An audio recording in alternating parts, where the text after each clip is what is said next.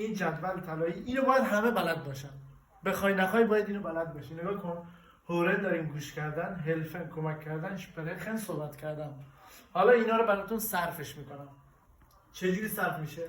ایش هوره من گوش میکنم. ایش هلفه من کمک میکنم. ایش شپرخه من صحبت میکنم. Du hörst, du hilfst, du sprichst. Sie es hört, hilft, spricht. Sie es hört گوش میکنه، کمک میکنه، حرف میزنه. Wir یعنی ما hören, helfen, sprechen. ما. ihr یعنی شما hört, helft, sprecht. Sie hören, helfen, sprechen. زی هم به خانم میگن، هم زی محترمانه. همه باید اینو بلد باشه.